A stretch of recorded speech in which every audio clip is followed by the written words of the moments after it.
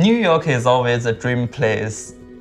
And I was raised in a small village in China. So when I got on the plane to fly to New York, that's the first time in my life I ever took the plane.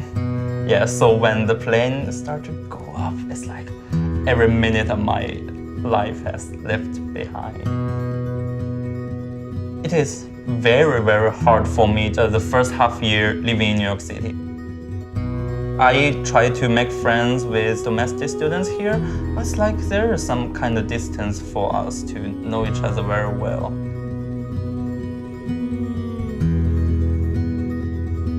My roommate told me about the Bible study every week.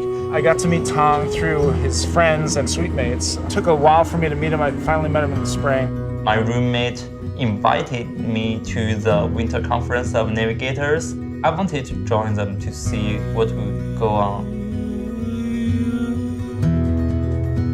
I met Joe in the winter conference. Well, we got to know each other when we just kind of randomly sat down next to each other in a workshop. Everything was very new to him, and he was just taking a lot in and absorbing a lot from the study. And he had a lot of questions just about what I believed. Gradually, I tell Joe about everything about my life to him, and he's willing to listen to all my stories.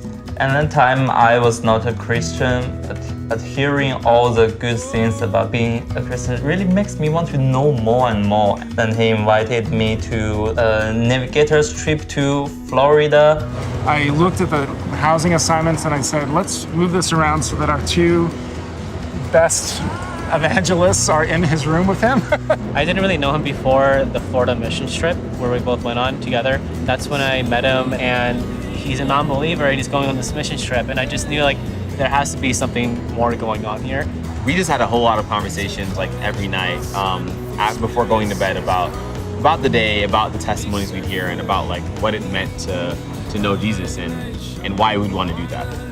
I did not have the plan of, okay, I'm gonna be a Christian for this trip. That made me realize that, yes, I explored for a very long time. Maybe I should take one more step.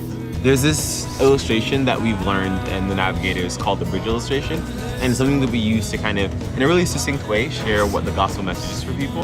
Shaquille and Sebastian burst in and they say, we're about to share the bridge with Tang, pray for us. And we were all so excited, and we did pray. And then that initiated like an hour, 2 hour long conversation that was centered around the bridge. And we were explaining to Tang what it actually meant to give your life to Christ and what it meant to be in an intimate relationship with him. After Sebastian had shared like that entire thing with him, like we decided like, hey, let's just pray together. And so we like stood up and just prayed together like that Tang would receive Christ. And when they came back with Tang and beaming smiles on their faces, and we could tell, you know, there was a new life had begun. So it was just really wonderful.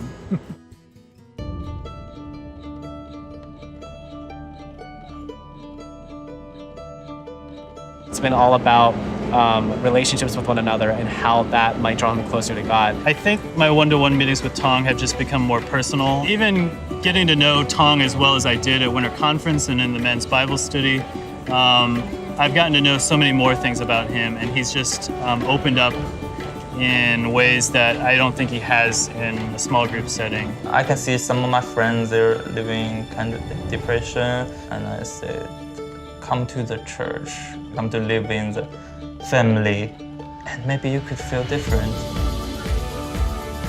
One of our favorite mantras is, we suffer in isolation, but we heal in community. And that's costly. It's one-on-one, and it's labor-intensive, but it's worth it. It's worth the price of whatever it costs.